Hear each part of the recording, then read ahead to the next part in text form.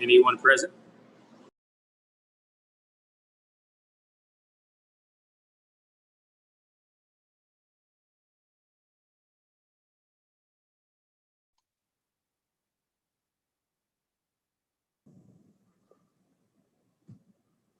Hi, Charlotte.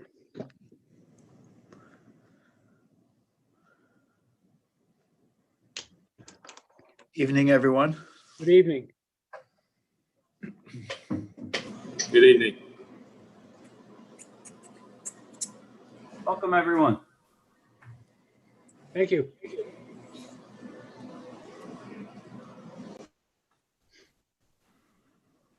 Looks like Oscar is the only one that wore a tie. I just took mine off. I got out of the habit a long time ago. Although I usually tweak Obi about it. Hey, let me put mine on real quick. No, I'm just joking about Oscar. He has a tie in his picture. I'm sure he doesn't have one in real life. See, I've got mine on now. There you go. I see. There you go. Kevin, welcome back. Happy to see you, man. Ties are discouraged during the COVID pandemic, people. I do like your shirt, Oscar. That's nice. There you go. Yeah, that's what I'm wearing.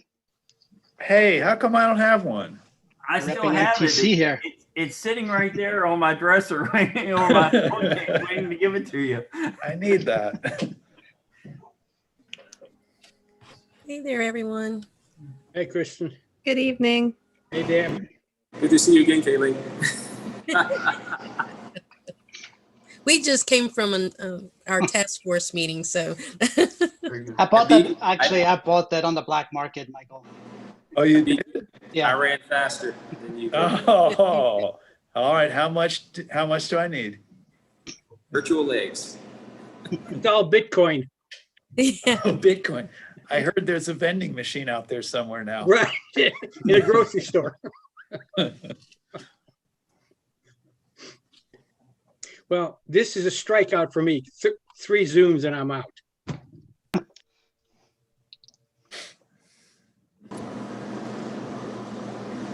So we have 6:59. Yeah, Kevin, I made you co-host so you can, Okay. share your screen as you need and everything else. So.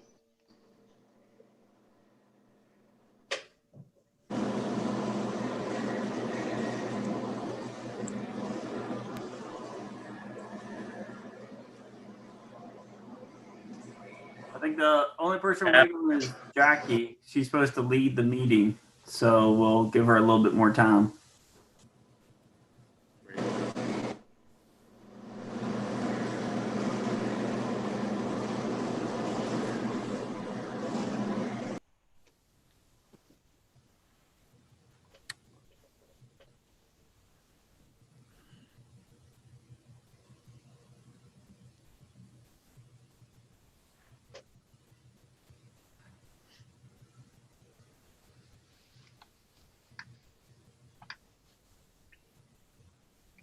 So Kevin, how are you?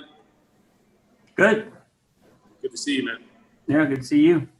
Not gonna lie, today was one of those days, but we have those, and tomorrow's a new one. Hey.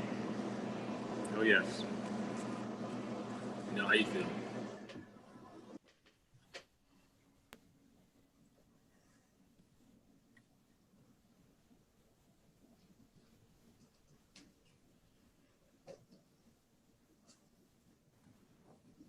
Looks like Jackie's joined us. We just need to wait till she comes online with video and audio, and then we'll get started. I'm sorry. I didn't realize you were waiting on me. You're the lead. You're the person in charge. All right, I'm gonna go ahead and share my screen, and then we'll go ahead and get started. And I want to just thank everybody for joining us this evening, and more importantly, just thank you for your flexibility and having to reschedule the meeting till tonight. Things just didn't work out for Monday, but I just really appreciate everybody, and I want to thank Oscar. He really took that off my shoulders and took care of all that for me. So thank you, Oscar, for all that. It was very much appreciated. Not a problem. We'll go ahead and get started. So should I call it to order or? Yeah, that'd be great. Okay, I call this executive board meeting of Massanutten Technical Center on Thursday, March 18th to order. And now I'm going to turn it over to Mr. Hutton. How's that? Do you all see the Rockingham County website, or do you see the PowerPoint? We see the PowerPoint with the MTC Technical Okay. Center logo. Very good. Just wanted to make sure. So the first thing we need to do, Jackie, is we need to elect a vice chair, which Okay. usually is someone from the other division. So it should be somebody from Harrisonburg City. Actually, I'm sorry. The first thing we need to do is take attendance. So I want to have Jill Glick call off your name and please notify that you're present. Hey, Kevin, should we do the electronic being able to hold this meeting? Oh, yes, we should. We're so far in COVID, I forgot all about that. So I'll go ahead and state the call to order. Call to order in accordance with Executive Order 72 issued by our Governor Northern, the Governor of the Commonwealth of Virginia. It was executed on December 10th, 2020, but he has made some modifications by then. But it does still allow us to hold meetings through Zoom such as these. So thank you, we appreciate that. And so now we'll do a call of order. Dan Breeden. Deb Fitzgerald. Here. Lowell Falk.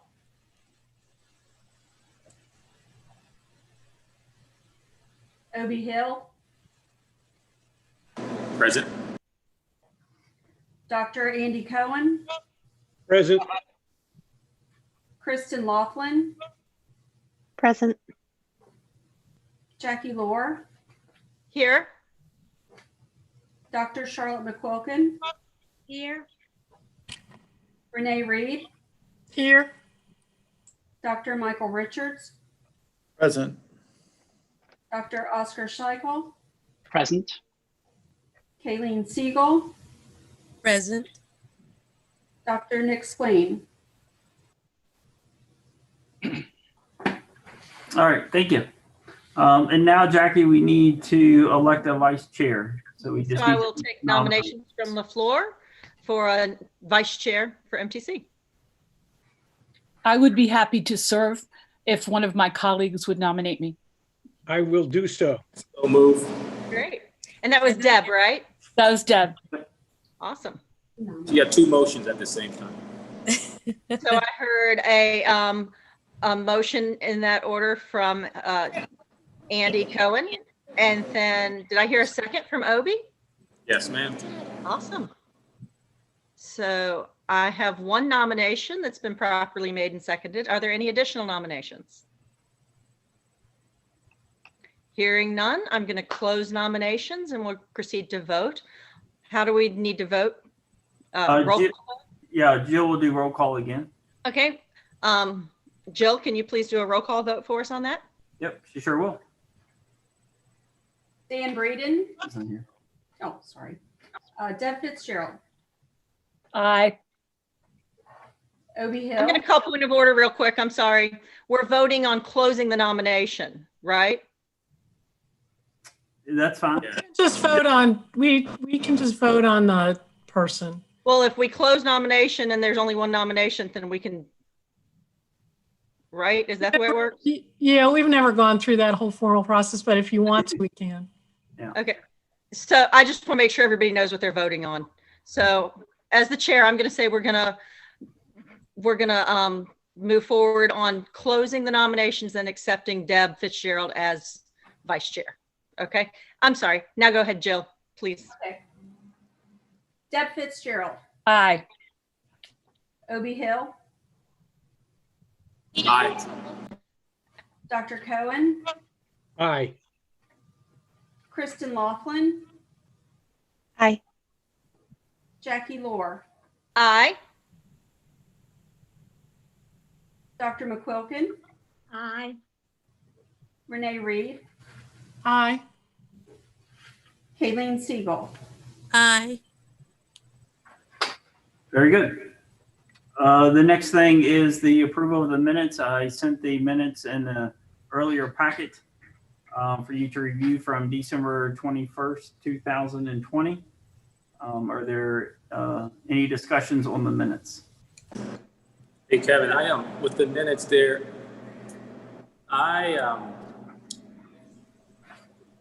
as we ran through the agenda there, it appeared that you had called the meeting to order, and it was myself, but I'm wondering if those meetings were completed in that fashion due to you giving us the ability to hold the meeting electronically. Did you understand what I'm? So the minutes, it appears that you had led the meeting. I mean, you led the majority of the meeting. Right. But I think if we were to swap out your name with my name, but I think it was a few minutes into the meeting, you had read the statement of the governor allowing us to have the meeting virtually. Right, I understand. Right, yeah. Yeah, so Jill's beside me right now, so she can easily make that change. That's no problem. Yep. Thank you. Are there any other additions or corrections to the minutes? Okay, so we need to move forward with voting on them, right? So Jill, can I get you to do a roll call vote on approval of the minutes as amended? Deb Fitzgerald,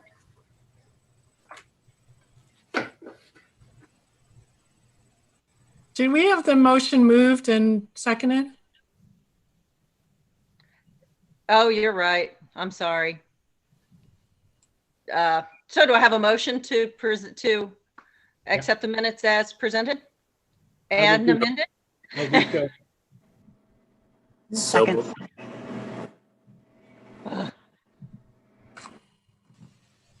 So that sounded like it was a motion from Obi, and there was a female voice for seconding it. Kristen, that was Kristen. Sorry, I saw Andy making a motion, and at the same time, I was trying to second that Obi also was making a motion. There's a weird delay happening here. No worries. So Obi motion. Andy and Kristen, that's fine. Pick two, any two. It's okay. Yeah. Okay, so we have a motion by Andy Cohen to accept the minutes as amended. Is that how we do that? Mhm. Yes. And properly seconded by Obi? Was that correct? Sure. By Kristen. Or by Kristen? Okay. Is there any discussion, any further discussion? Okay, hearing none, we will now move to vote. Jill, can you please do a vote for us? Deb Fitzgerald, Aye. Obi Hill, Aye. Dr. Cohen, Aye. Kristen Laughlin. Aye. Jackie Lohr, Aye. Dr. McQuilkin, Aye. Renee Reed, Aye. Kayleen Siegel, Aye.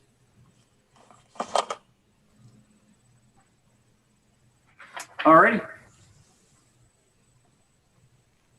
Okay, so now we're going to move on to the presentation by Mr. Hutton.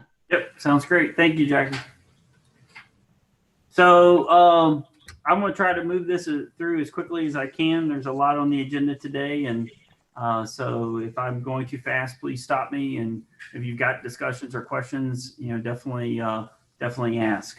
One of the things I presented last time was for the mechanical condition of the school and my concerns, and, especially with the 1972 building, some of the additions in the 80s, the last edition in 08, that we're having a lot of breakdowns on the mechanical side.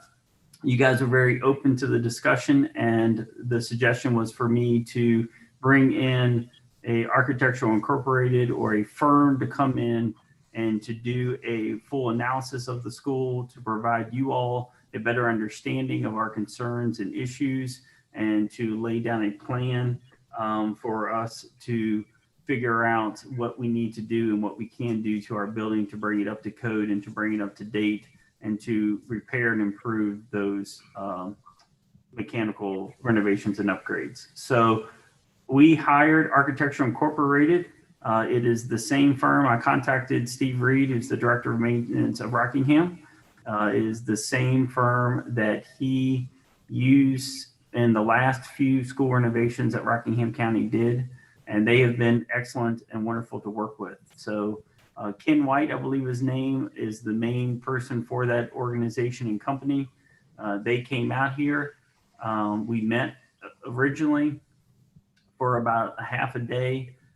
They asked me a lot of questions, a lot of my concerns, and did a quick tour of the building. They followed up with coming and grabbing the 20,000 different copies of blueprints that are available for this school and took them back to their company. They, scanned them all in, which is kind of cool. We went from these really old ragged blueprints. Now we have digital copies of our blueprints. So it was definitely kind of a perk that I didn't know we were going to get. And then the first week of March, they brought out a team, and the team pretty much took care of spending about 2 days here. Going through the whole school, taking a lot of notes, and trying to develop this master plan that would be used as a CIP project for MTC, and hopefully something I'll be able to present to you all in December at our next executive board meeting for what their findings are and an estimated cost of what it would be to bring MTC back up to the code that it needs to be. So I just wanted to kind of make you all aware of that. I included the kind of the proposal that we signed in your packet, so you all can see exactly all the things and all the analysis that we are getting from this company. And again, we're going to work hand in hand with Steve Reed. I've talked to him a few times. I've asked, he is the expert obviously for Rockingham County, and I have asked him to be to really help me definitely when we get to the point of them presenting their proposal and presenting their plan, for him to sit along with us in the meeting and really go through the plan with us and figure out, what is important and what are some things we may not have to do, because, they're going to suggest some things that the school may not need. And I think that's where Steve's really going to help me out. So we are following through. I just wanted to let you know that. And do you all have any questions on the mechanical renovation upgrade and the current analysis that MTC is going through? Okay. Kevin, I have one question. Sure. Okay, so this is 68,000 just for the analysis. Correct. This is not to do any renovations, correct? Correct. Yeah. This Okay. is just the. And is this is a separate contract than one that the schools has thought about as far as our facilities are concerned? Yes, this is related just to MTC, so it was taken out of my budget. So then both divisions, financially are responsible for the evaluation. Okay. And then, so you have money in your budget to cover this? We have moved some things around. I talked to Cheryl Mast, and we felt that we had enough room to go ahead and proceed, and so we did. It did make things tighter. I'm not going to lie to you, but I'm very passionate about how bad the school needs something like this. We got the $25,000, like I said earlier, from the COVID funds, and we also got a $60,000 grant from the state of Virginia earlier in the year. So those were two income sources we were not relying on, and feel like that, we had the funds then to pay for something like this. Okay. And we've also been monitoring, obviously I monitor the budget throughout the year. Once we put this into the budget, we were still on par, about the same place we were last year at this time.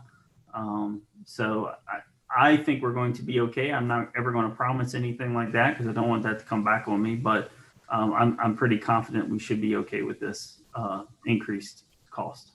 Okay. All right. Yep. Thanks for moving with that. Any other questions? All right. The graduation and concert event. Well, you talk about a moving target. That's about all I can say about this. So I'm sure some of you already heard, and I sent out an email about the date and the time of the graduation. So we're still planning on that Thursday, June 10th. And right now we're thinking about or going to have the certificate ceremony at 4 o'clock. You know, one of the things that we decided to do is we met with our team, and we unfortunately had to cancel Community Day just because the restrictions were not to the point that we felt that they were going to be open enough by our Community Day on June 5th in order to be able to have that event. And obviously that's a big event for us. Kind of disappointed that we're not be able to showcase our school and do all the things that we do that all encompasses the Community Day, but we'll figure out other ways to do it as we always do. But we didn't really want to cancel the concert again. We definitely could have. We definitely could have postponed it. And we kind of felt like we needed to give these students something that is be really powerful. Our second year students, as you all know, I'm speaking to the choir here, you know, they got their education cut short in March, did not get to come back to school. And then when they came back since August, you know, they have only been here 2 days a week. So we have tried to give them the best MTC experience that we possibly could. But as you know, time and being in the classroom is what it's all about. So we were not able to do as well as we have done in the past. So we kind of felt like we needed to reward the kids. We have very graciously from our business community have received a lot of sponsorships and a lot of corporate support on this initiative. And we feel like that with all of the support, we can financially fund to have and to bring the concert after the graduation, which we just kind of feel like the kids deserve it. And if we can do this for them and we can provide them a memory and something that they've never been able to have before, we just think that it was the way to go. And so we're going to try it. Nothing is in stone. There are still some restrictions that may prevent us from doing the concert part. And we're just going to have to see how it all pans out by June. So we're not promising anything. If it doesn't happen, we'll obviously contact our business and corporate sponsors and, tell them, hey, our plans did not come to fruition because of COVID-19 restrictions, and obviously offer them their money back. We're definitely not going to keep the money if we're not able to, provide what we said we were going to provide. But we just really think that it's going to be a great day and a great event and a day that our graduates will remember for a long time.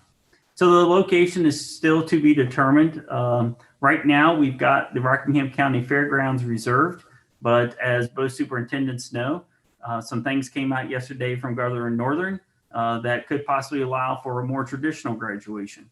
And so right now, the plan is a drive-in style graduation like we did last year. That would be at 4 o'clock. We would then have about an hour to kind of switch out the stage and get the graduation stuff and get all of the concert stuff kind of put up. And then we've got 2 opening acts, and then Craig Morgan would come on about 8 to 8:15. And that would still be a drive-in style to keep with COVID restrictions and the 6 feet and the social distancing. So the whole event would be drive-in. That's what the current model is right now. After what Governor Northern declared yesterday for graduation, there's a possibility we could possibly do a more traditional graduation. There's a possibility we could keep that same graduation format and still do the concert and maintain restrictions and social distancing. So I wish I had a clearer picture for you right now. I don't, but as time will go on in the next few weeks, we'll figure it out and we'll do everything that we can. If it ends up that the restrictions don't lessen, we'll just have the graduation and we'll, again, apologize to our students and to the community and figure out something else with the second part. We just got to figure out what we're going to be able to allow to do at that time. For instance, right now for entertainment venues, you're only allowed to have 30% capacity or 1,000 people. We're going to have more than 1,000 people at the concert. The rumor is that in April, the governor may take off the $1,000 person limit and just do 30% capacity. If he does that and takes off the limit of 1,000 people, then we'll be fine and we can go ahead and proceed with what we want to proceed with. So we're just going to have to wait and see how things pan out. But if things pan out the way we want them to, it will be a free event for all of our students, their families, and our staff. And again, we will not be using any operating funds or money from the taxpayers. It's not what we want to do. All of our funding will be coming again from corporate sponsorships and our fundraising accounts that we have earned throughout the school year. Any questions on this event?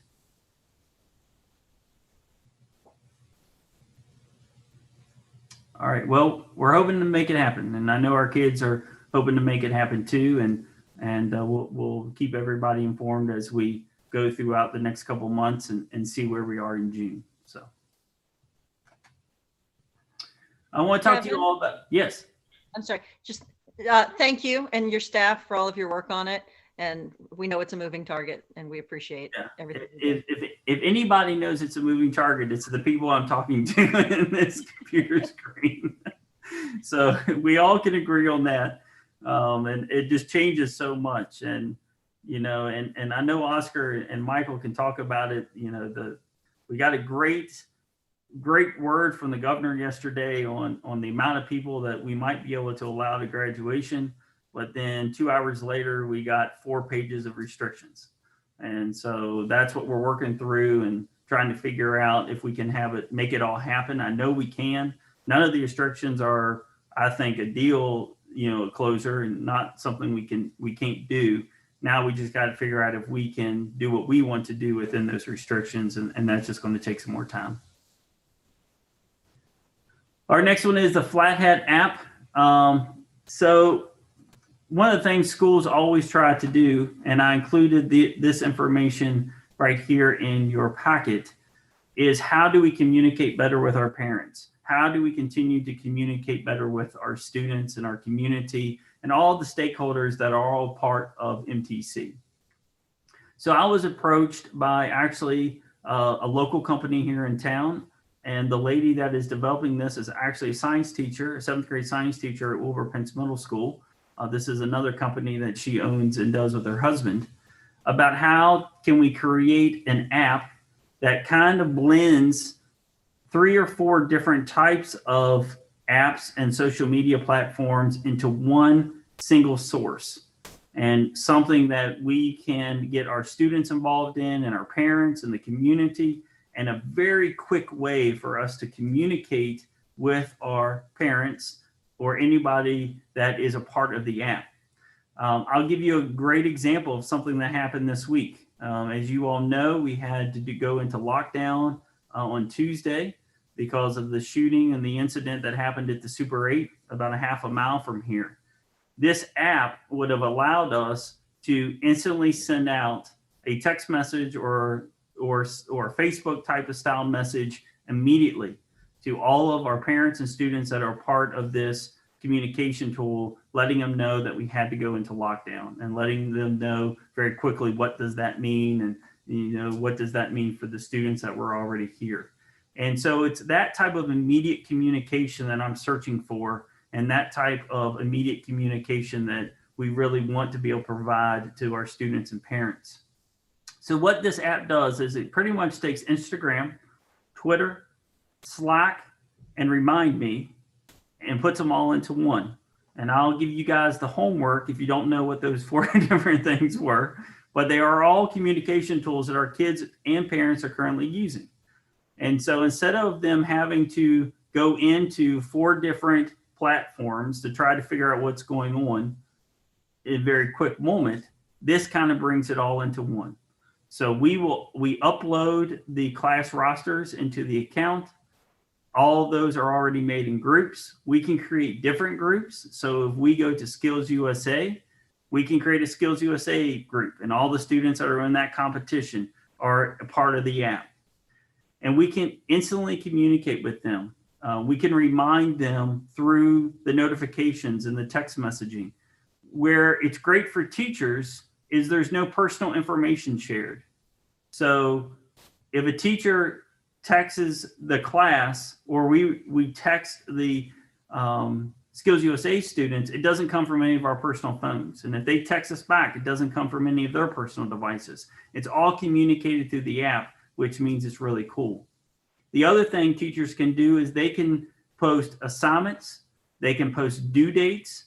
The app will remind students of the assignment or the due date. Something that I really, really like is the student can text the teacher and say, I don't understand the math problem on page 365, number 24.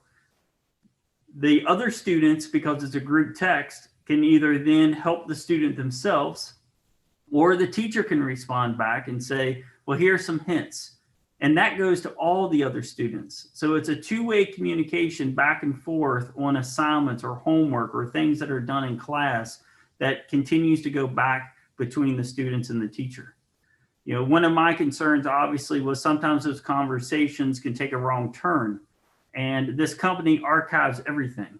So all the communication that I may not even be able to see as an administrator because I'm not going to be on it constantly. But if a teacher says, hey, I'm really concerned what this student just posted, we can call the company up. They can send me actually an archive of all the communication. So if a student is reaching out this way, because this may be the only means of reaching out, you know, that would be great because we can get the information and be able to help them out that way. So we are going to be their pilot school. There's no other school yet that has started this application. We have not even started ourselves. It's still in kind of development stage. We may try to implement at the end of this year. We may wait till next year, but they're going to work with us in MTC for a period of time. And we're going to be obviously providing feedback constantly back and forth. What we liked, what we didn't like, what wasn't user friendly, what we think we can improve, what are some of the great things of the app. And then we'll decide as a school whether it's worth it or not and renew our subscription or let them know, hey, this was great, but it wasn't what we thought it was going to be. But I'm just excited about the possibilities of the app, and I'm excited about the possibilities of us being able to communicate better with our students. So I want to show you a quick video. It's only about 1.5 minutes, but it'll probably explain a little bit better than I did.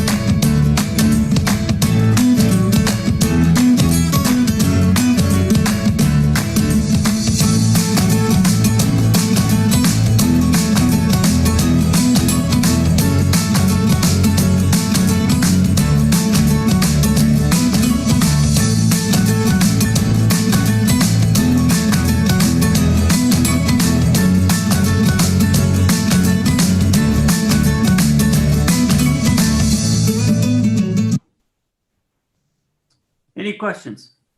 What's the cost of the subscription to you now? We only had to pay $5,500 to become a pilot school, which is, to be honest with you, they had to get some other investors, which they did, and in order to come up with the money in order for the development.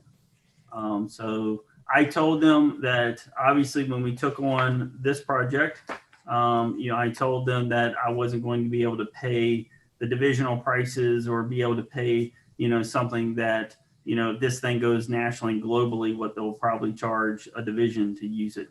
And they were very understanding and gave us a very fair price. Thank you.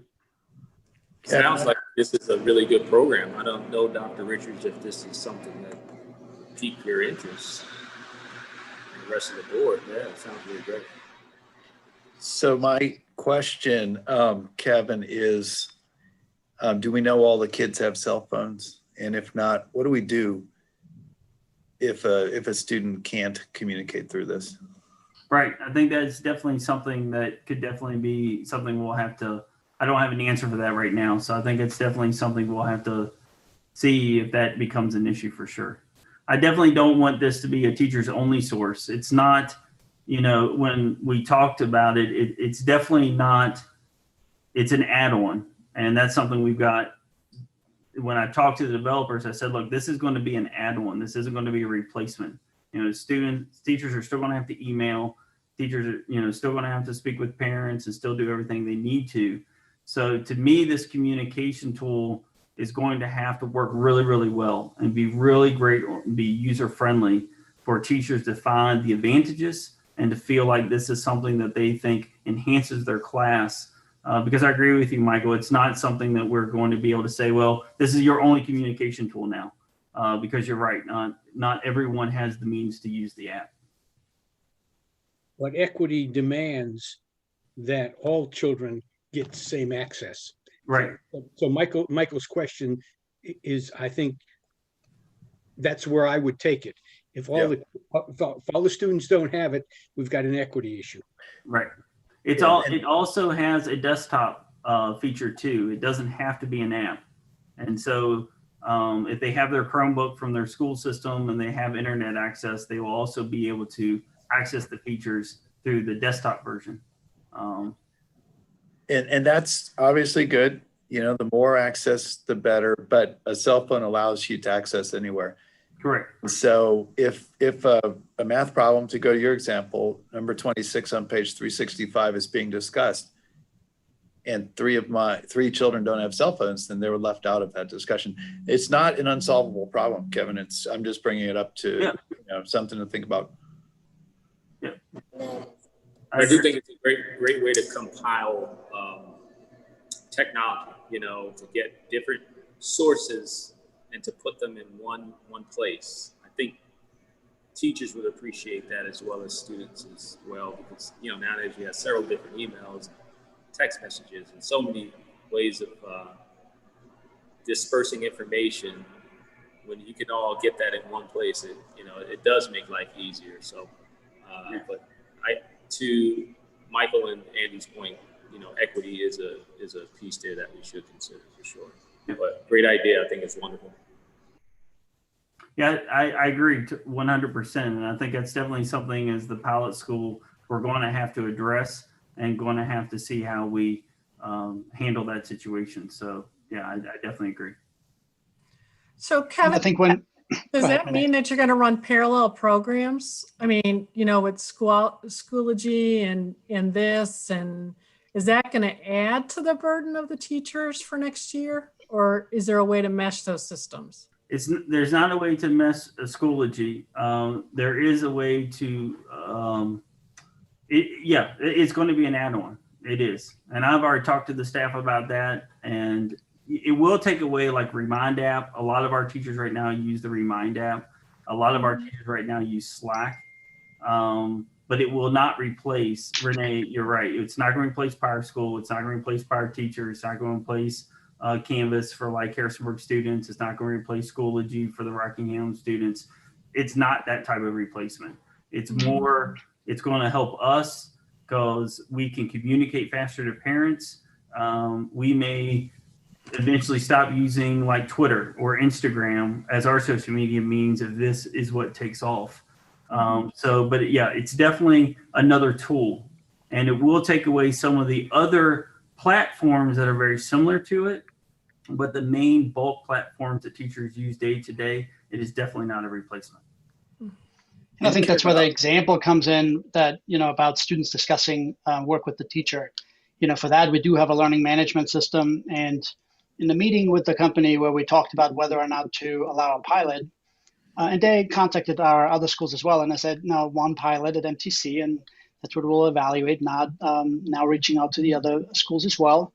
We want to see what it does as a communication tool that gets students, you know, as a one-stop to Schoology. So they would still need to, you know, complete their work in the learning management system that all the other students have access to as well, because otherwise you run exactly into that issue that, you know, kind of offline conversations are taking place now between a teacher and students, multiple students, right, in an almost classroom setting that's virtual without other students having that access. So I think when it comes to the learning management system, this is supposed to be one stop to get to the places that you need to. It's more just for the social media communications that we already use now, like Remind. But I also told Kevin that given that he has a brand new cybersecurity program, I would highly encourage his staff there with the students to conduct a thorough security investigation of this as well, because anytime an app pulls information that's related to students, there is an immediate concern about privacy, and so I think your cybersecurity teacher and the students have all the skills and tools they need to do some penetration testing and see whether they can break it too. So, and that's, the company agreed to that as well. Kevin, are you thinking of adding, or Oscar, are you thinking of adding any clauses to your appropriate use policy in terms of, do you already have a policy about texting, teachers texting students, and any warnings about that? We do. And this might be an offline conversation. Why don't we sit, we'll talk about this. Yeah. Mm-hmm. Along those lines, I had a question. I was wondering, thinking about it from the safety perspective of, like in the beginning of the pandemic, we had Zoom bombers, and before people realized that they needed to get secure with their Zoom links. But I'm thinking about like cyberbullying type sorts of things with multiple conversations going on within this. And I think that there's tremendous power in our students being able to have more communication options. I'm just wondering, is there room for administrative approval of posts, that sort of thing? Right. So on the Instagram, Facebook kind of stuff, yes.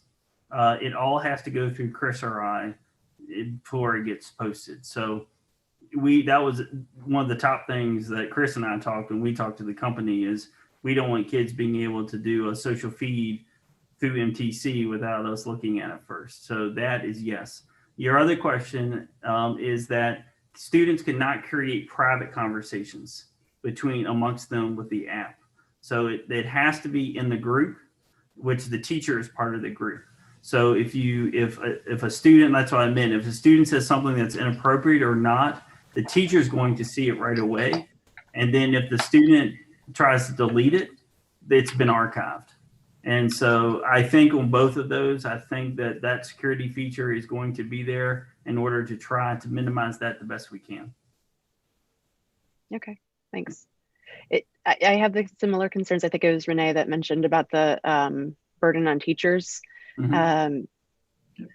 It's a lot, but as a parent, it's really nice to have it be centralized. I typically just have a folder of all the communication apps right now on my phone, and there are a lot to check. So yeah, centralizing it would be nice. I'll be interested to see what happens.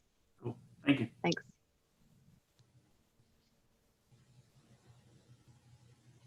All right. So I want to have a very blunt discussion about this graduation survey. We have the results, and the results are fine. The discussion is not, because I think the results don't look good towards the school. The discussion I want to have about the survey is being a marketing major. I don't think the survey has any validity.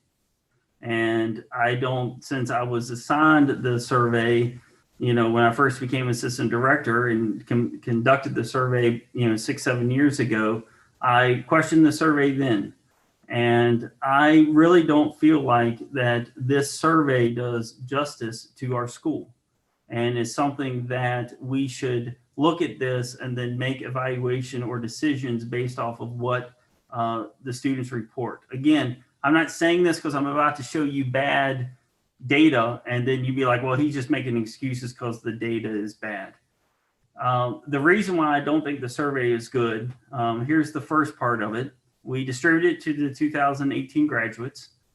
We sent it to 264 students and we only got 70 responses back, which is only 27%.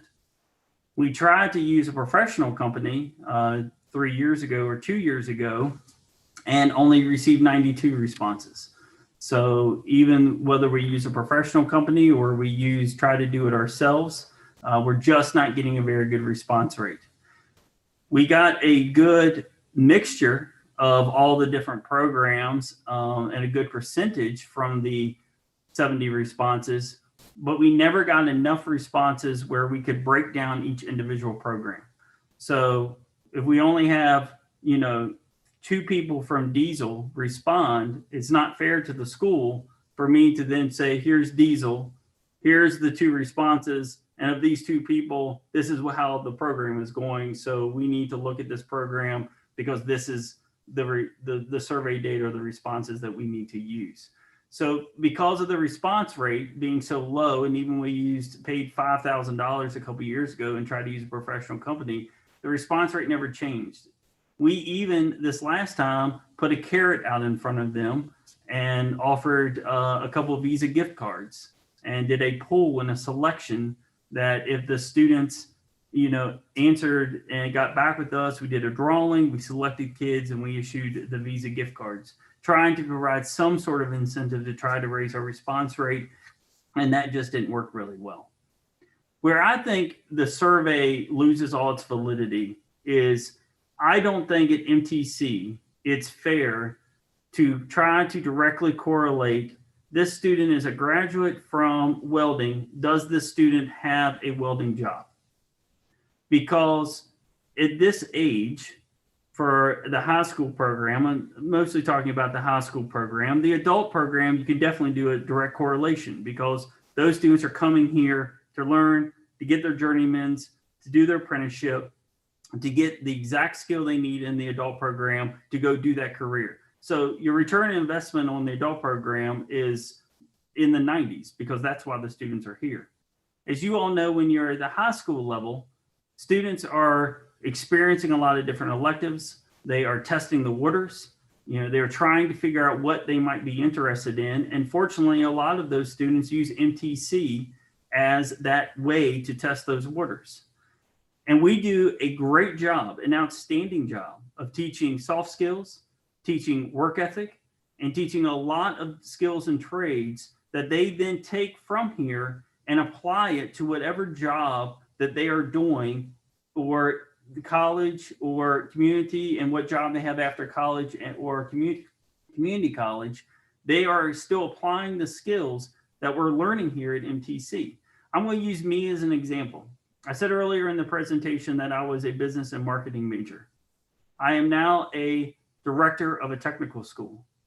If JMU would do this survey, would JMU think that I'm directly related to my major in the current job that I have right now? But I can tell you that because MTC is what MTC is, I almost all the time use what I learned at JMU of how to market, fundraise, get the word out all the time. That's what this job and a big part of this job is about, is being the director. But in the same type of we're trying to correlate welding graduate to welding job, can JMU correlate marketing major to director of MTC? Would they consider that same correlation? Because I can tell you, I probably would not fill out the survey saying that the job is directly related. Would JMU consider it to be directly related? But I can tell you it is directly related because the skill set that I learned at JMU, I now use all the time here at MTC. And it's the same thing for our students. We have a lot of students that have no tool recognition. They have no way of identifying tools or how to use tools. It's something that a lot of our society has given up. It's not back in the 70s and the 80s where, fathers, taught their children or their daughters and sons how to use tools, and they went behind the oak tree and fixed the truck or whatever vehicle they had, or helped build the house, or etc. Our students are not prepared for that like they used to. A lot of them come to MTC with absolutely no knowledge, but they leave here with that knowledge and with that skill set. So even a kid that may have a job at McDonald's, a machine may break at McDonald's. And because of MTC, they have the skill set to fix the machine. The job isn't directly related to diesel, or it's not directly related to masonry. But at the same time, because of what they learned here at MTC, that allows them to get and be above everybody else when they get into the workforce. We have such a strong commitment with our business partners and a great reputation that you all have helped provide for this school, that our kids, and we've been told this by businesses, are looked at first when the applications come across, because they may apply for a job at Riddleberger. They may not have taken HVAC here, but Riddleberger knows that if they took a trade program here at MTC, they're already one up from a student that did not take a trade program. So they end up hiring that student. They then turn around and talk to Sandy, put that student in whatever program they need, because Riddleberger Brothers is much more than HVAC. They may put that student in welding. They may put that student in our sheet metal, precision metal program, or the HVAC program. Electricity is huge in HVAC today, and get them skilled where they need to go and specialized. But a lot of people feel and have a perception that when you graduate MTC, you are an expert in the workforce. And that's not how the workforce works. For you to get your journeyman's license, for you to be someone that is certified to take that course, you have to have 2 years of work experience, about 2,000 hours. You have to have an apprenticeship, and you have to have a lot of different things that allow you to get that journeyman's card in order to become an expert in that field. We provide that on the adult side. But when you're a high school student, we get you a credential for you to be a building block for that next job. But sometimes that building block doesn't necessarily always correlate with the exact job or program that you were out of, but you're extremely beneficial because you attended MTC.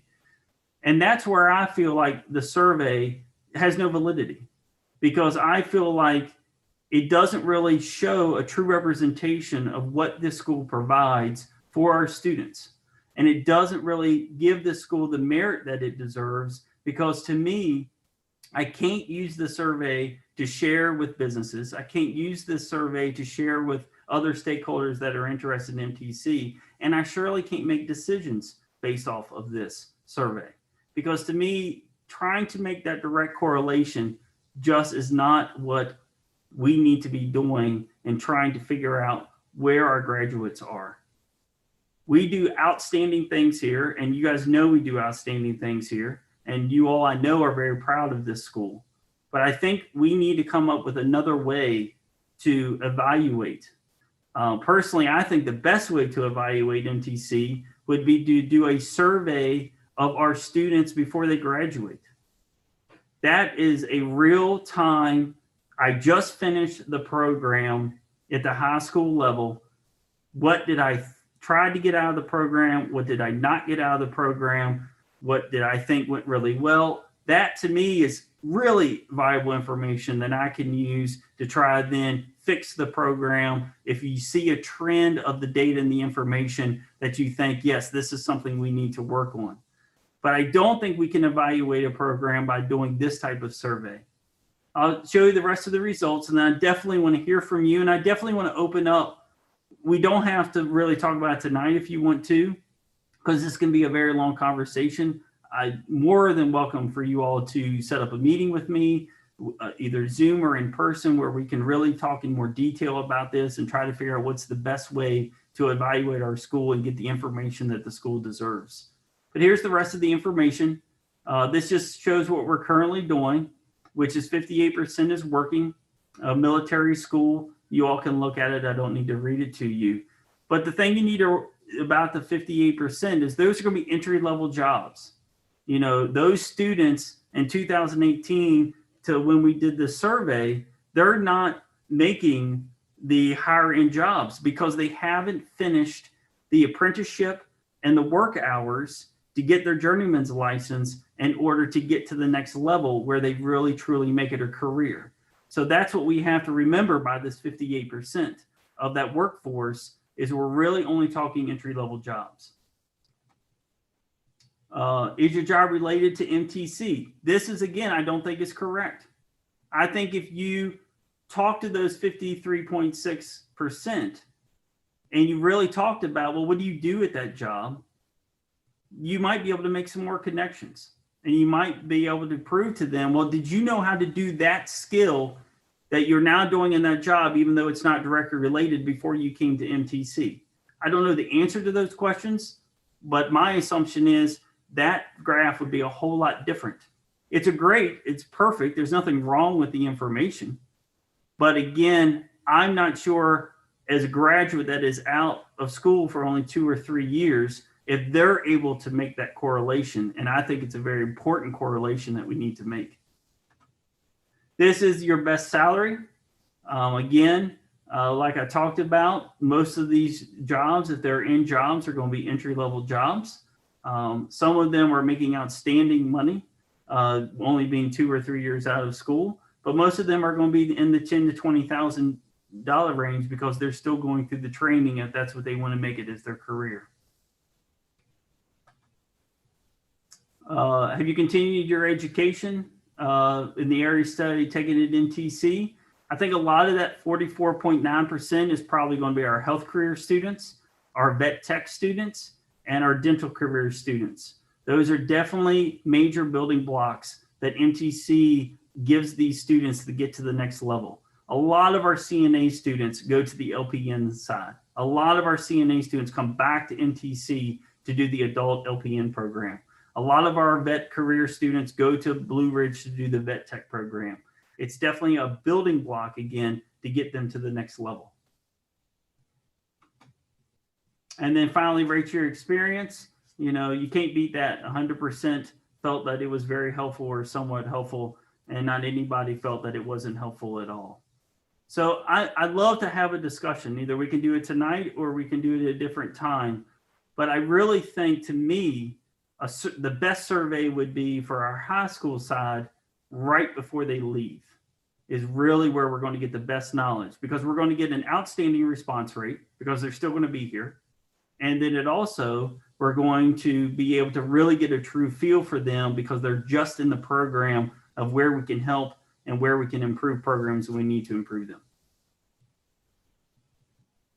Let me just say, I don't know what kind of a discussion you want to have tonight, but the idea and the problem of getting data from students who are self-selecting into the survey and about how well the institution, in my case, I'm thinking about Blue Ridge, obviously this is MTC, is super difficult. And I'll just give you 2 examples.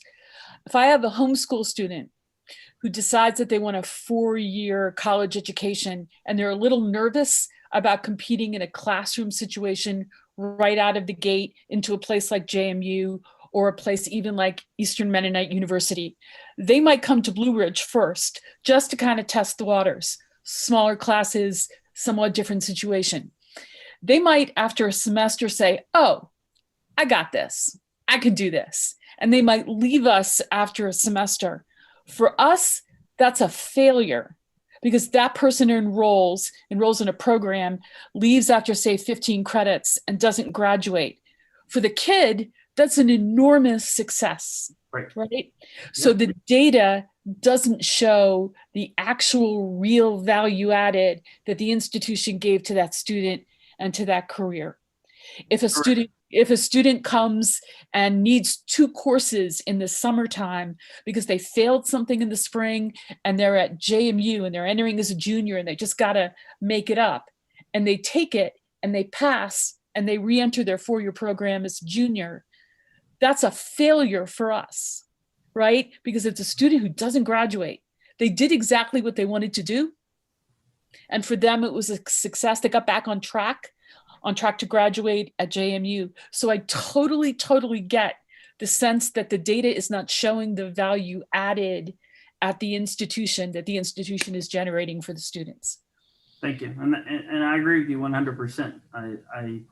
I feel like that this just isn't a very valid and way that we need to evaluate MTC. We make such a stronger impact on these students that you really can't use any of this information like you were talking about, Deb, to make any good decisions. And what's the purpose of a survey if you can't use it to better the school?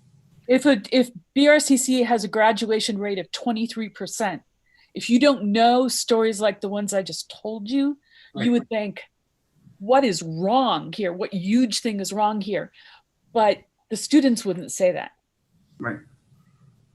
Well, and the numbers that you're receiving back so far, Kevin, clearly I'm totally in agree with you. I spent a good portion of my career doing survey research.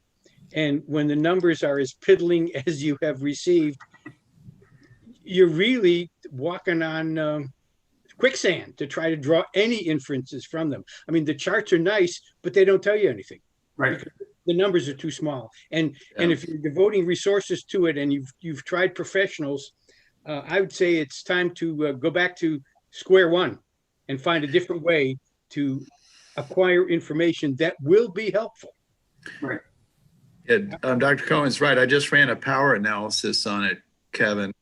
And to get 80% beta and 95% probability or alpha, you need at least 34 responses. What'd you get, 27? We got 27%. We got 70 Oh, I see. responses. Yeah. So it is literally invalid. Yeah. And so I agree with Dr. Cohen and Ms. Fitzgerald. I would dump this and try to rebuild. If you want to get data and have it be meaningful, I would rebuild this in a very different way. Do you all agree? The last slide is great. I like the last slide. Yeah, exactly. That's good. Hey, Do you all, will help. do you all agree with an end of second year survey?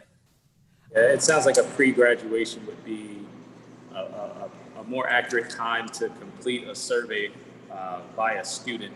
I think nowadays surveys are just not, folks just don't complete surveys. I mean, be it fast food, be it, folks just, they don't feel the need to complete a survey. Right. I think it's like a dying thing. And if you can attach it to graduation, I think it would be very helpful. Right. That's You've got what BRCC to broaden. requires it to be completed before a student walks and gets their documentation. We Right. just need this information from you. Mhm. I think I recall from graduate school, we had to do the same thing. Yeah. Kevin, I think one of the pieces of information that you're looking for in your survey when you redesign the way you want to ask the questions, you're looking for transferable skills. Right. And I think everyone has access to a career coach through the different schools or career counselor, whatever they decide to be called.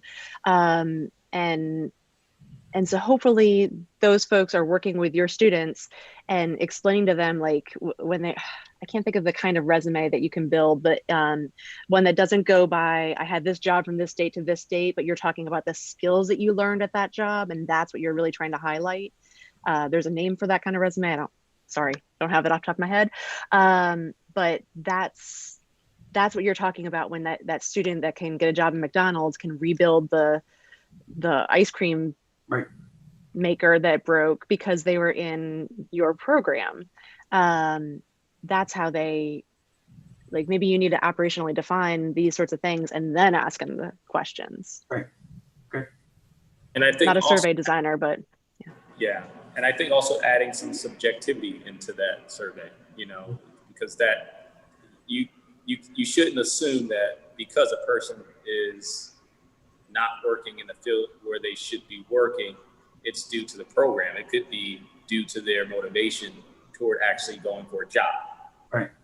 So I think tweaking that survey, making it more malleable or more accurate in terms of those who are graduating, those who are motivated toward graduation and a career path in their field is, because we have the same problem with those who graduate from undergraduate school, and you hear you've graduated, but you're not working your job. But to Kristen's point, there may be transferable skills that you're using in that new position, and you're actually happy to be in that position. They're like building blocks. So I agree. And I don't think, Kevin, it seems like you're pretty fired up about this, and I don't think you should take this to heart. I think this is the most I've seen you fired up about things. So to Michael's point, duck on the water on the duck's back. Yeah, my team is tired of hearing about it. And Kevin, it takes a lot of effort. And that effort could be put into other things probably, Right. Yeah. Kevin, I think actually, I don't know that I'd do another survey. I think I'd go back and really talk with your team and assess what is an effective program at MTC? Right. You know, how do we measure the success of our programs? And maybe the survey is not the way to do it. You mentioned about some of the other intangibles, the impact that the school has in next places that they go. So what is the portrait of a successful MTC graduate, and how do you measure and assess that? And it may be that that survey you're talking about is only one piece of the puzzle. And I think it also goes to part of that conversation we had at the last meeting about what is the strategic plan for MTC? Where do we want to grow? What programs do we need to look at? Yeah, and we're about to talk about that. Yeah, maybe that's an entirely a global package of some work that it's going to take a little bit of time, and it's not anything you have to do tomorrow or this year or, you know, this school year or anything. But I think it's kind of all wrapped together. And I think you're right. I mean, I'll be honest, I'm one of the ones that has pushed you to say, let's get some data and see. And you're right, this data doesn't show what we need it to show. And so that's why I'd say, take a step back, look, you know, what are the most effective ways to assess this type of program? And the beauty of it is we have some real leaders in workforce development here in the Valley, you know, either through JMU or some of the other programs, or even as you move into Charlottesville, who maybe can provide us with a little bit more insight on that and be helpful to you to kind of think a little bit more about what we want as far as that's concerned. To be honest with you, the most effective and worthwhile information I get is when I'm talking to Daniel Blosser or Wayne Gibson at Riddleberger, or, you know, I'm talking to, you know, another CEO or vice president, and I ask them all the time, you know, how are you feeling the students are coming out of MTC? You know, what are some things that we can do better? Or do you think our kids are being trained enough? Do you think we need to learn different skills? You know, every time I meet with them, you know, I try to bring that up, because to me, that's telling me great information. You know, those people are the ones that are hiring our students, and those are the ones that know what these students are really weak in this, or they're really strong in this, and I wish they were better at this, or I think they spend too much time learning about this. To me, that's the best knowledge, is when you get it straight from the people that are hiring our students. And I try to take advantage of that the best I can. So, well, thank you all for the input. I really, really appreciate it. And I'll try to calm myself down a little bit, Obi. Well, Kevin, I was just going to say, you know, thank you for your transparency of just being honest. And yeah, I will definitely say, yeah, what the survey that you have now, just scrap it and just start from scratch. And I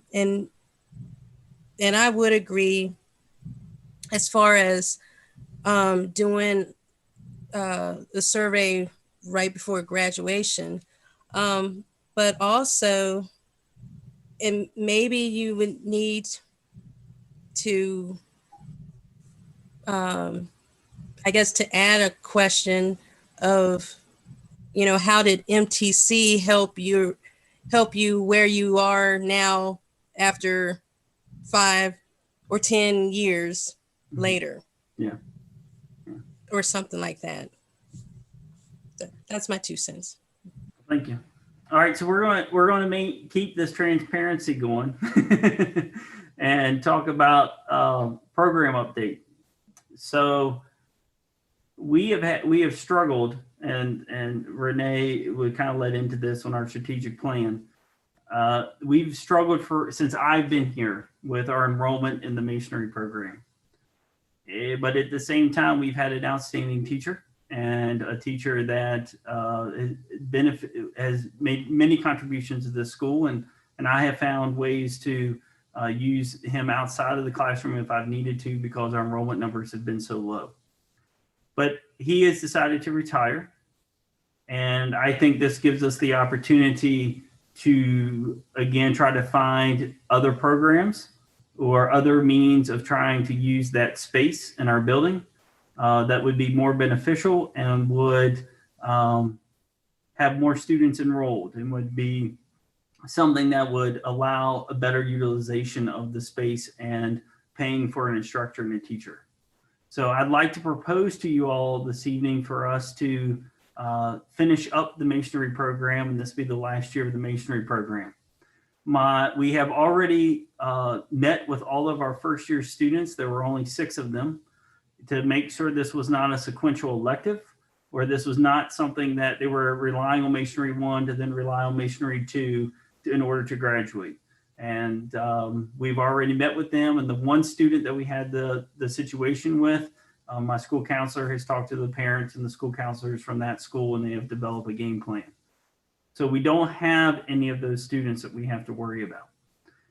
But I really do think that this program has struggled for many, many years, and I don't see it ever getting any better. We've tried to market it differently. We've tried to talk to students about it more, and we just can't get the numbers where we want them to go. What I would like to propose is to incorporate it into our carpentry program.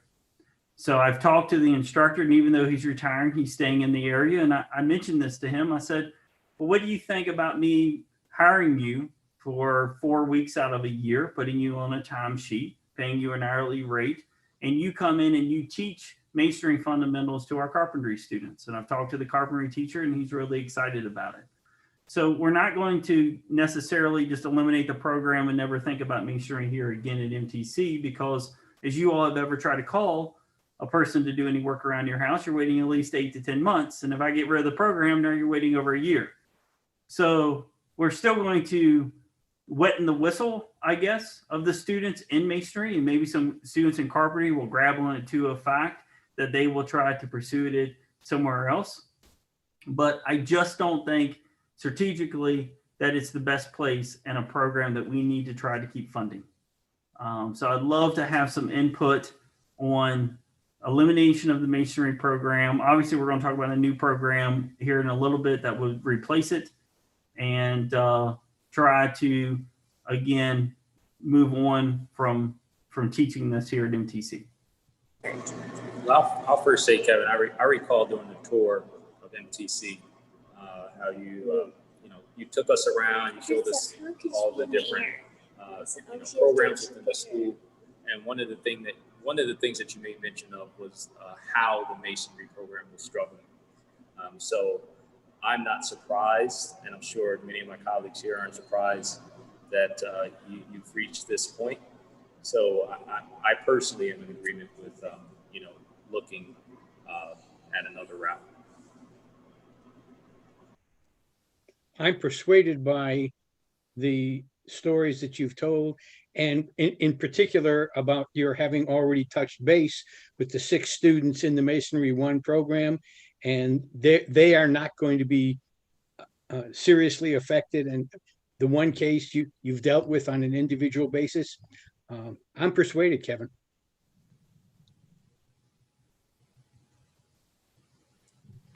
I believe that MTC is kind of a place, like you spoke to it earlier, where kids can find and try out new things.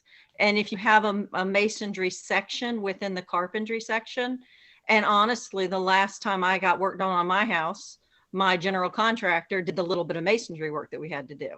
So it's a really great opportunity for kids to try it and then move on and get more education in it if they like. Or picking up bricks is really hard work.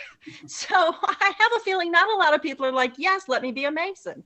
So I think any program that we can just let kids learn about their passions and foster those passions is a good plan. So I'm in favor of your plan. But it's so sad to see masonry die like this. My grandfather was a masonry worker, and it was just, it's a great field, and there's a lot of opportunity there. But I get it, at MTC it's not working out. So. But you're not a mason, and you don't want to pick up bricks all day long, and they're getting a lesson. I could have been. I was very close to it. Very close to it. So I think that legacy that Obi's talking about is what has really kind of driven us to have kind of hung on there for as long as we have, Kevin. I mean, ever since I've been on the board and part of this group, we've talked about this a number of times and have really, we've had a fantastic instructor, and the students that have gone through that program have been highly sought and things like that. And I think you've set out a good path and plan for it. Is there any option also for our building management folks that are in that program to maybe partake of a week of his time? Oh yeah, weeks for of sure. his time? Yeah. I think that would be great for them, because that may be something that's could be useful for that program. Gives them another kind of avenue of something to learn too. Yeah. Those labs are right beside each other. That would be very easy. Okay. Yeah. Great. So now we got to talk about veterinary science. So now it's the opposite. We talked about a program that we were hurting in numbers. Now we're talking about a program that is increasing every year. So the problem we have in veterinary science is we have too many students. And as you all know, 18 of our 21 now will be 20 next year. Programs are what they consider to be hazardous, which the state of Virginia says we're not allowed to have more than 20 students in a class at a time. And veterinary science is one of those classes. So for veterinary 1, I'm not too concerned about it this time, but you will notice that we have not received any numbers from Harrisonburg High School. They usually register about late March, early April. And I'm going to be honest with you, I'll be shocked if more than 6 students do not register for veterinary science. We usually have a good amount of Harrisonburg High School students in that class. So we are projecting for the 34 to go over 40 after we receive Harrisonburg High School. The problem with veterinary science is, unlike the other programs where you have students have 3 years to complete 2 years, you have to be 16. You have to be 16 or older to start the program. And the reason for that is because when they get to second year in clinicals, we put them out into the workforce. And they have to be a certain age with OSHA and everything else to be able to go into clinicals. So we can't start them as sophomores, because then when they get to second year, they don't meet the requirements for us to get them into clinicals. So that's why they have to start their junior year, or 16, which is typically their junior year. So we have 2 years to get 2 years in. So we do think the 34 will go above 40 once we get our numbers from Harrisonburg High School. The problem is we're already over in Vet Science 2. We're currently at 28. Again, we are still waiting on Harrisonburg High School, and 5 of them are currently enrolled in Vet Science 1. And we have a very strong retention rate in Vet Science. So we are expecting, and we've spoken to the 5 students, and we are expecting all 5 of them to have registered for Vet Science 2, which makes the 28 into 33, which now we're 13 students over. So I would like to this year, without asking for any money, I would like to take the salary from the masonry teacher and use it for a 1 year gap in veterinary science, and hire a full-time veterinary science teacher to be able to handle this max enrollment for next year. And to me, that would give us a Band-Aid, because the money that we're about to propose in the budget is already in there. So we're just using the masonry teacher salary for this position, and that would give us a Band-Aid for 1 year. If we decide to approve the aviation maintenance program here in the next part of the agenda, then when we approach the budget in 2022, we'll have new vet science numbers. We'll realize then, do we need to then ask for a new position for the aviation teacher, or did the vet science numbers go back down and we can then use that money to pay for the aviation teacher? I typically do not ask for another position until I have 3 years of trend, where I have 3 years of vet science are over. So then I want to fully put in a new position into the budget that stays in the budget from year to year to year. So I'm asking for a Band-Aid and a transition to get us through next year, but to be upfront and transparent with you that I may need to ask for a new position in 2022 for the 2022-2023 year, because when I first offered you all the aviation maintenance program in December, my idea was hoping that the masonry teacher would, retire. We would have this discussion about masonry, and then that's how I would get the money to fund the teacher. But as you all know, sometimes your best laid plans don't work that way. And this is not working that way. And so I want to be transparent on both sides. Can we do this? But then also know in 2022 that we may need to ask for another position if I still need to continue with the vet science teacher, which we probably will, obviously, let's be honest. We've got 42, 44, 45 students in vet 1.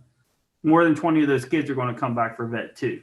And we're going to continue to have this problem.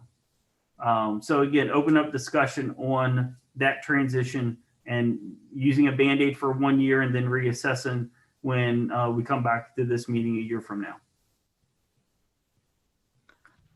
Are the vet students mostly interested in small or large animals? These are our small animals. These are our, so we yeah. can't use them at the farm. No, these are the ones that love the mice. I don't like mice, but they like mice. You know, the rabbits, the ferrets, the hamsters. We do have The kids that like to get bit. Yeah, exactly. The dogs, the cats, all that good stuff. These are your students that are looking at vet tech at Blue Ridge, or you know, being hired by the clinic when we get them in there. These are the ones that are really looking for that next level, and that's why a lot of them, I think, stay in the program, because like we talked about earlier about the building block. To me, this is a really strong building block program for these students. Do they have a certification when they're done, or just knowledge? Really, this is one of those certifications that the state does not offer a very good certification. So we have to go with the state report. So it's really just knowledge to get them to the next level, but it's no like certification that really, when they get to that workforce, it's like, wow, you've already got that certification. It's not like AWS with welding.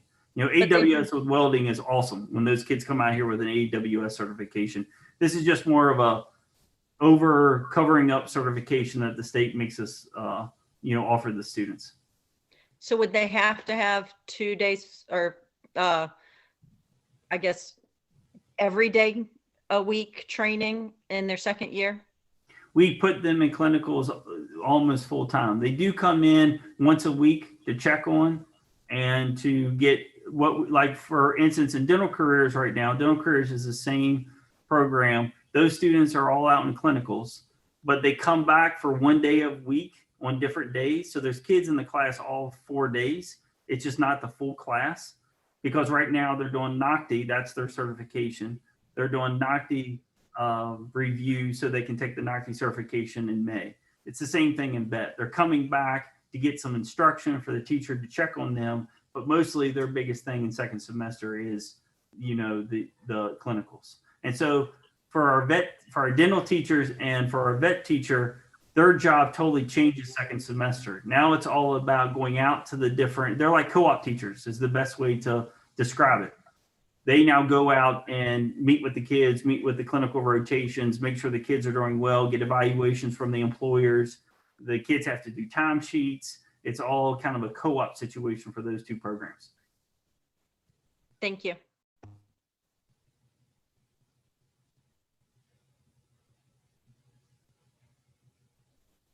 Any other comments on that? Sounds like a workable plan at this point. Okay. All right. So, we offer, I'm still really excited about the opportunity for this to be the new 21 and for us to continue to build in STEM type programs here at MTC and to build in programs that are needed in our area. I'm going to let Obi talk about how exciting and Jackie talk about how exciting and great our tour was last week. But we had an outstanding time at Dynamic Aviation. We got to fly, which is really cool. Got to take an overhead picture of MTC out of an airplane, which was really exciting. But one of the things you all asked, this is the same thing with the competencies I included last time, but one of the things you all asked me in December was about jobs and are there jobs out there? And can you get us some statistics? And we really want to see, will this program really benefit students in the area? So I put together this little sheet of some information I found on the internet and going to some different job index websites. And then I also wanted to show you, by just going to Career One Stop Job Finder, within 100 miles of Harrisonburg, it immediately found 50 jobs that are currently right now looking for some type of aviation maintenance person. Also, I've been in talks with Dr. Downey at Blue Ridge. They have an outstanding aviation program. He and Bob Young have already offered up their instructor, and he said their instructor is outstanding and would love for us to start a program like this to be a feeder program for his program, and would love to work one-on-one with us on FFA requirements that we're going to have to meet, and also work one-on-one with us on equipment and pretty much mistakes that he made that he doesn't want us to make, is a great way as Dr. Downey put it. So my conversation with Dr. Downey was really positive. And again, just like the cybersecurity program, we're going to try to offer another program at MTC that then leads to the community college and for more training for them to make the money and everything that you see here on the one spreadsheet. I think the one thing we did on justice the last time we met in December is we were really focused on people transportation when it came to aviation. And one of the things that I learned through doing a lot of research, and I put it down on aviation usage down at the bottom, is even though people transportation may be down right now, the use of airplanes is just as strong as ever. A lot of what Dynamic Aviation spoke to us about is agricultural spraying, where they use a lot of their planes to spray for mosquitoes up north and to spray for different types of crops and everything with their airplanes. They also talked a lot about surveying of land. They do a lot of surveying internationally, flying back and forth, doing pictures, doing all that kind of stuff. So I think we also need to think outside of the people part of it and everything that aviation is used for when it comes to airplane usage and what these people are going to be needed for. Obviously, with the masonry program leaving us, that opens up space in our building. That was one of my concerns. And if we start the program, again, I'm not asking until 22, 23. I'm going to need time to get it approved by the state, working with Blue Ridge, getting equipment. Dynamic Aviation is very open to giving us some equipment to try to save on cost, and then obviously finding a teacher. But I would like to propose tonight that this be the new program at MTC, and that you all give me the freedom to start the process of making this happen. And I'm open to obviously all questions. Yeah. Jackie, I'm not sure if you want to mention anything there, but I agree with the board. We had some confusion on meeting times. So I was the Harrisonburg rep there, but it was an excellent tour. I shared some pictures with the team, and I kind of rubbed it in there. I rubbed it in a little bit, honestly. Yes, he did. He did. But the next generation program that they discussed that they were looking to implement was it seemed like a promising program, starting with ninth graders, potentially even seventh grade. One of the presenters talked about how he was captivated as a seventh grader when a demonstration was presented at his school, which was out in Broadway. I think it was Hilliard. But they took us for a tour, checked out the King Airs, planes there, which was awesome. As Kevin mentioned, they discussed the deficit in trade skills in the industry and how that is a major problem. They talked about their desire to wanting to introduce the engineer operations, electrical theory. They actually had a flight simulator there that I had the opportunity to participate in with the help of team members encouraging me in the background. How they wanted to introduce students to sheet metal repairs, and they were actually looking to move on this very soon. They pitched the idea of looking at next fall. We had the opportunity to talk with the CEO, and and just helping kids discover their journey. We discussed possibly a community day. They informed us that they had some local funding that they would be able to put in place for us as well. I think they mentioned about 700 spots. So they are looking to move on this, and I think this is a great program or opportunity that we have here. And so I'm in full agreement. Thank you. I think too, thank you, Obi. Thank you very much. And the Rockingham County, I think, has already shown that the kids' desire for things like this are there. Some of the homeschools offer aviation. It's more in the flying pilot side. It's not on the maintenance side. But when I talked to Eric Fitzgerald the other day, he was raving about how many kids have already signed up for those classes for next year. So the interest is there, even though we don't have anything similar to this at MTC. I think with the right marketing, the right promotion of the program, taking some time to do it right, that's the thing I kind of harp on, like with the cybersecurity and the ESOC. That was a 3-year development plan. That was not something where we were like, oh my gosh, let's do it, because we knew if we did it that way, it would not be done well. It's the same thing I want to do here, and that's why I'm asking for you all to give me another year. I want to do it right, and that takes time to figure out the right moves and not trying to rush into something like that. But again, I think the kids are already showing us the desire is there, and I think we can easily translate that to MTC in a program like this. Kevin, I had 2 concerns when this was first brought up. And the first one is, what other programs are there available in the state of Virginia? And I found out that there's a program in Manassas and in Lynchburg and in Chesapeake, and of course in Weir's Cave, which led me to my second concern. And that was, what is the relationship, or what would be the relationship, between Massanutten Technical Center and Blue Ridge? And you answered that question. It seems it will be a transition. It will not be one replacing the other, but one feeding into the other. Correct, exactly.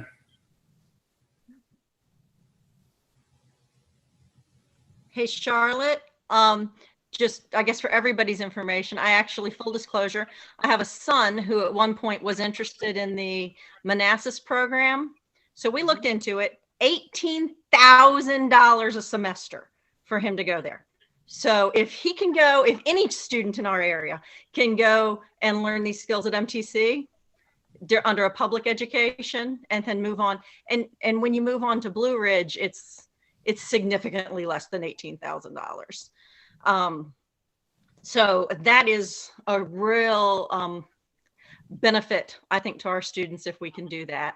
As well, the thing that I was most impressed with when touring dynamic aviation, so many of the skills that they want to promote: metal fabrication, hydraulics, electronics, schematics, design, all of these skills are in demand in other industries, very prevalent in our area. So while it may be cool for a 16-year-old to go to MTC and learn about airplanes and sheet metal fabrication, once they get into it, they might feel like that's not what I want to do. It is, as we were touring the shop, somebody mentioned how clean everything was. And they pointed out, well, because if you get a bolt in the wrong spot in an airplane, people can die. So it might be, that might not be a job for everybody.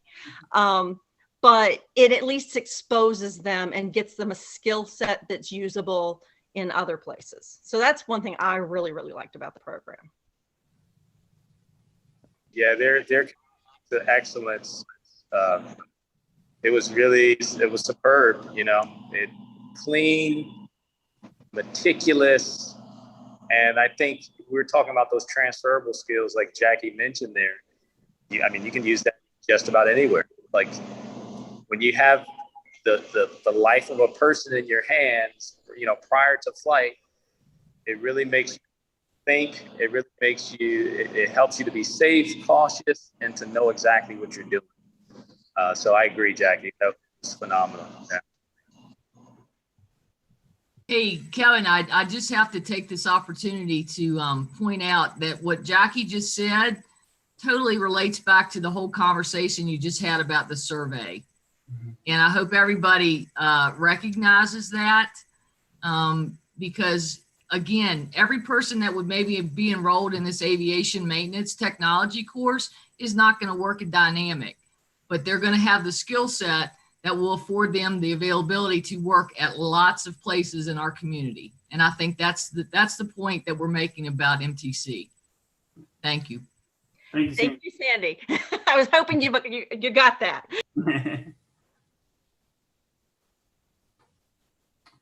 Are we ready for a vote? Yes. Can I make the motion? I want to like make the motion. Who's that making the motion?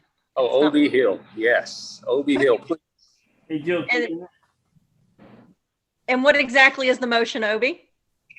I am making the motion to initiate the process of giving Mr. Hutton the opportunity and the time to set in place the foundation to this aviation program. I think, okay. I don't know if I need to add on to that. Someone help me. Does that basically cover it, Kevin? Yeah, this will be the next program that will start in 2022, 2023. And I can go ahead and pursue resources and conversations and a hiring process. Permission to press play. All right, thank you. So was that a second, Deb? Sure. Okay, so we have a motion that's been made and properly seconded about moving forward with the aviation maintenance technology program. Is there any discussion? Any further discussion? I know we've been discussing it for a while. Hearing no discussion, I will ask Jill to conduct a roll call vote. Deb Fitzgerald, Aye. Obi Hill, Aye. Dr. Cohen, Aye. Kristen Laughlin, Aye. Jackie Lohr, Aye. Dr. McQuilkin, Aye. Renee Reed, Aye. Kayleen Siegel, Aye. Okay, was that, Yep. Is that the full vote? Awesome. So we have a vote with no opposition. So, That is awesome. And I really appreciate it and thank you all very much. You just gave Chris Dalton a heart attack because now all of our promotional videos are wrong. He's going to have to fix them all. So but that's a good thing. So we don't have to worry about that. But thank you all so much. I've been silent for a while, but you were right, Kevin. So thank you all. It'll be exciting to get all those updated. So thank you. All right. The last thing on the agenda is obviously the budget.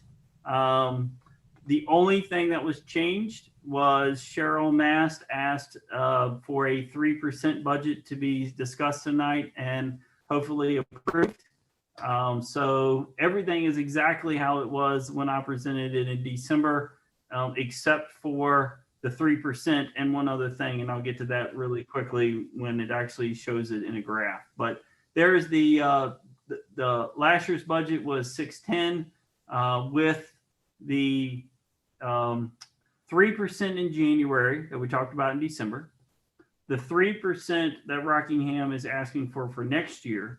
And then the other thing that has changed is Rockingham did an outstanding job in rewarding classified employees and restructured the whole classified employee scale when they did the 3% raise in January. I could not be happier for this change. These people are finally getting paid what they deserve.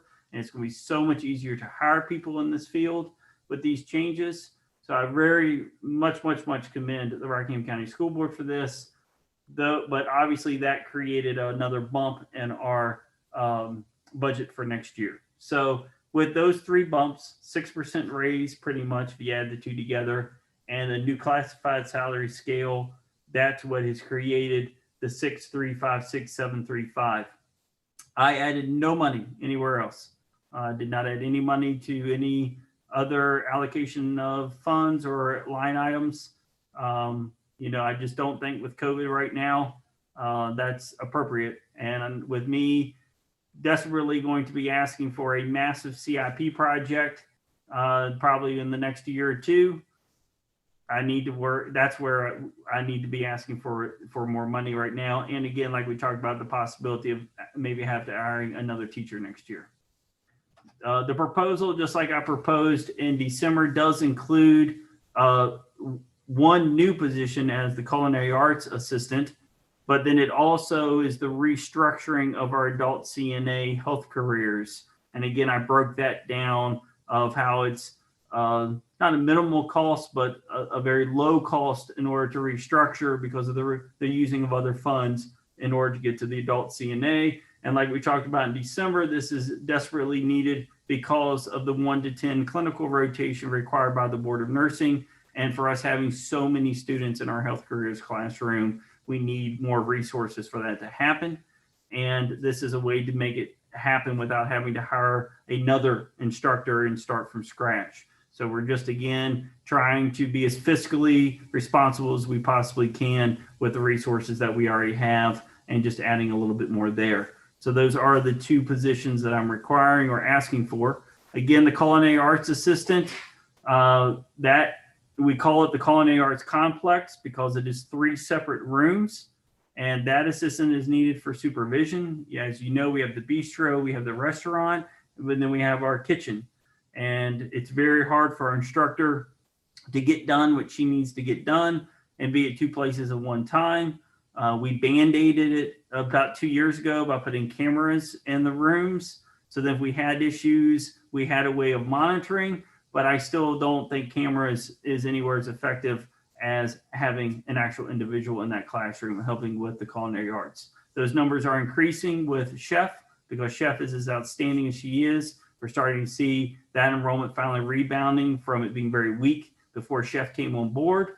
And so I think that is something that is definitely needed for supervision and safety purposes. So that's why I'm asking for that position. Again, this kind of breaks down the different categories and why you have the increases in each of the categories. And again, you can see the 3 plus the 3, new teacher assistant, new classified scale.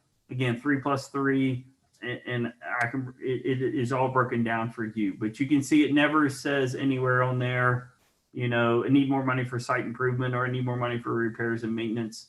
We can manage that the best way we can. And then again, this is the share breakdown. And again, the share breakdown is broken down by student enrollment as of September 30th. And again, we talked in December of how that ratio is moving to, a little bit less for Rockingham and more for Harrisonburg City. I commend, and I talked about this in December, and I mean it because it's the truth.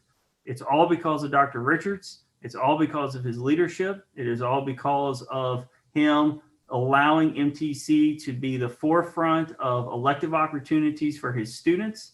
And this has really created a shift in the percentage of students that are picking MTC. And I would not be surprised if that does not continue and we start seeing more of a percentage of Harrisonburg High School students coming here. I have to commend the school counselors for Harrisonburg. We have been working with them almost every day, especially with us bringing students back to 4 days a week starting April 12th. And they are being unbelievably flexible and making sure that works for the Harrisonburg students also. And the more barriers we break down by the leadership at Harrisonburg and the school counselors at Harrisonburg, and the easier we make it for these students to get here, the more students will come. And that is happening, and it's outstanding. And so that's what's creating the ratio shift, and that's where we get down to the local funds distribution. And we also talked about how we're having the opposite ratio shift on the adult side. More Rockingham individuals are starting to take our classes. It's not that we're doing less Harrisonburg, don't get it wrong. It just means that more Rockingham residents are taking advantage, which then creates a higher Rockingham share when you divide it all up and average it all up. So that also created Harrisonburg to have to pay more money because they didn't get the benefit of the adult education paying for some of the bill. So the difference between the two salaries or the two budgets after the salary increases in classified was $329,915. You break it down by the percentages, there becomes the local share for next year. I'm open for questions and discussion.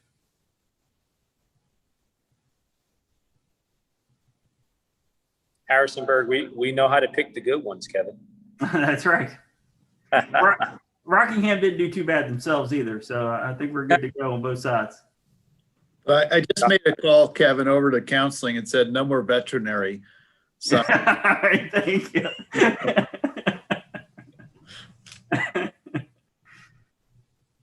They can, however, take the farm class and still deal with animals.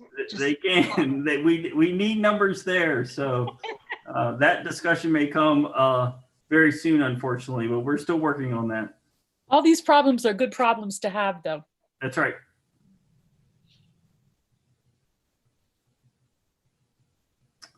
All right, are we ready for a vote? All right. Jackie, I'm gonna open it back up to you. I was muted, sorry. That's I all can't right. make a recommendation to. I move that we accept the MTC budget as presented. Thank you, Renee. I'll Is there a second. second? I'm Andy sorry, I can didn't. have that one. Andy can have that one. I saw his finger before I said. Andy. So The right we have, finger, too. This one. so we have a motion that's been properly made and seconded to approve the budget as presented. Is there any further discussion? Hearing none, I will ask Jill to conduct a roll call vote, please. Deb Fitzgerald, Aye. Obie Hill, Aye. Dr. Cohen, Aye. Kristen Laughlin, Aye. Jackie Lohr, Aye. Dr. McQuilkin, Charlotte, can you please repeat that? Aye. Renee Reed, Aye. Kayleen Siegel. Aye. All right, thank you all very much. All right, just upcoming events that I want to remind you of, and I forgot to put one in here, so I'll just tell you about it. The bistro reopens on Monday, so my diet is officially over after Sunday. I lose all this weight just to prepare for the bistro. The menu is online. Obviously, we're not open to the public, but if you see something that you would really, really like, you know, obviously you can order takeout and we can get that ready, prepared for you to pick up. So definitely the bistro is outstanding. Chef is outstanding. I mean, we're just so fortunate to have her on board. We already talked about the MTC graduation, and we are planning on having the academy. We're going to limit the enrollment to 10 students and maintain our COVID mitigation strategies that we've been doing all year.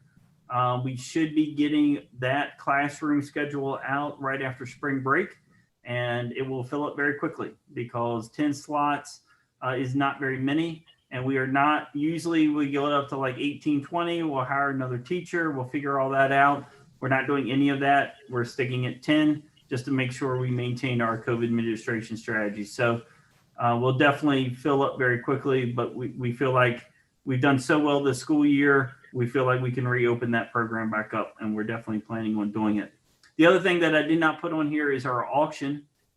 That is going to be, since we're not having community day, that is going to be, I want to tell you the right date. I know what day of the week it is. I just want to tell you the right date. Second.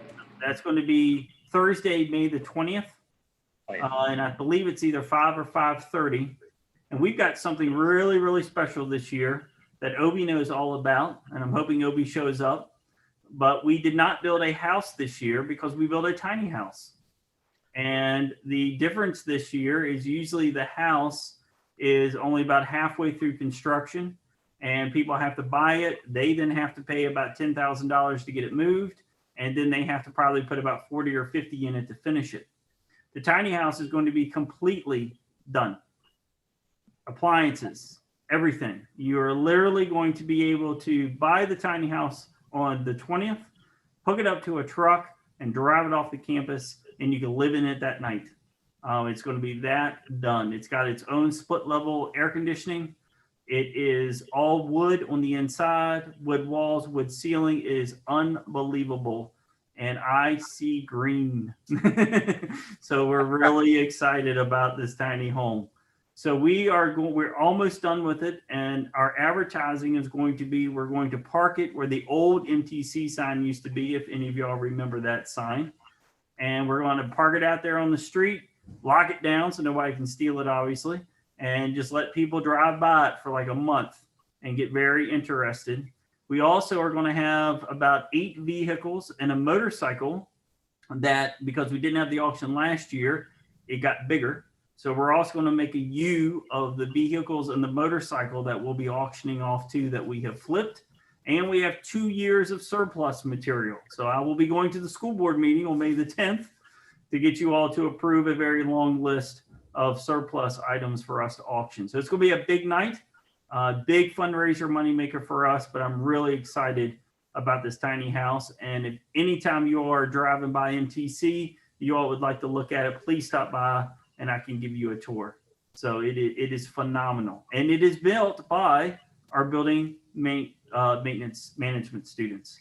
So our special education students are the ones that have built the tiny home. Our carpentry students this year have built what we call he said, she sheds. And they are 16 by 20, fully electrical, fully vinyl siding, storage sheds that we are selling like hotcakes. It's been a huge fundraiser for our carpentry kids. And they are also, the house from last year is still sitting on the property because it was bought by Jerry Arbogast, who is our building management teacher. He's owning it, but our carpentry kids are finishing it for him.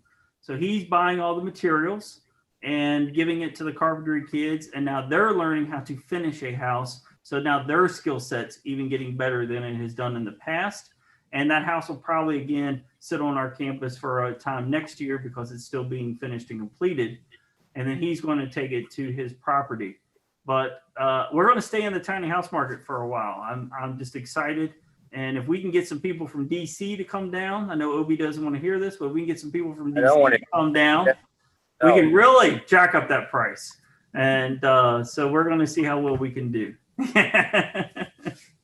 So that, again, is going to be on May the 20th, and we're really excited about that. And the last thing I have to say is Jackie Lohr, my Melody panel said I would be fired if I did not ask you to stop by MTC to sign the graduation diploma so we can have that as we start printing certificates. Yes, she has contacted me about that, and it's on my schedule. All right. I'll contact you later. I'm extremely long-winded, and I appreciate you all putting up with my long-windedness, but I am officially done. Okay. Next on the agenda is board member comments. Do we want to go by board member or do we just want to speak up? Okay, hearing no comments, I will just open the floor for any comments. I'll just make one quick one to say, yet again, as pleased as we're at the end of maybe rolling out the pandemic, this is the last Zoom meeting maybe we'll do, and the next one will be in person. Just to thank you again to Kevin and to Dr. Scheichel and to Dr. Richards for all of the work in shepherding all of this together back again through this era, which is going to go down in the history books. I've been feeling glimmers of hope and listening tonight to new programs, the idea of strategic plans, closing out ones and incorporating them into existing ones that seem to be fading, new ones that people seem to be excited about. That's because you guys have all worked so well together through this incredibly tough time. So just again, we can't say it enough, but thanks. Thank you. She spoke for the board.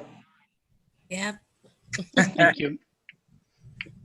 And it's refreshing to see, Harrisonburg and Rockingham conduct a board meeting where it's difficult to tell who represents which community. So it seems really as one board. That's very good to see. Yep, I agree. And again, thank you for the same schedule for next year. That's awesome. That's like, fantasy world for MTC. that Harrisonburg scared and you. Rockingham's on the same schedule. So We thank scared you a all little so bit, much. though. didn't we? Almost. Almost. As soon as Harrisonburg's was posted in the newspaper and had a line in there that we coordinated, we got all the calls. Why we're going when the fair is taking I know. place, because they are a week before us. So. Yeah, we got a little committee together, Oscar and I did, and Yep. talked about calendars, trying to kind of align them. So we'll keep working like that on that kind of thing. Thank you so much. Can I say one last thing that is associated with the strategic plan stuff? Back when Dr. Kisner was still superintendent, Oscar might remember that Dan Breeden was chair of Rockingham and I was chair of Harrisonburg, and we had a meeting over right around the corner from Oscar's office over in the Rockingham County School Board building. And we talked way back then about getting together and I don't want to use the word reimagining because it's a little overused these days, but about thinking about how we could position the kind of work that MTC does for the future. So that just never got off the ground. And it's kind of exciting to see that even with all the craziness about the pandemic swirling around, that we're revisiting that and thinking about, okay, what should we be offering? What kind of things can we fold into other programs? How can we use the resources best? And I think that's really exciting.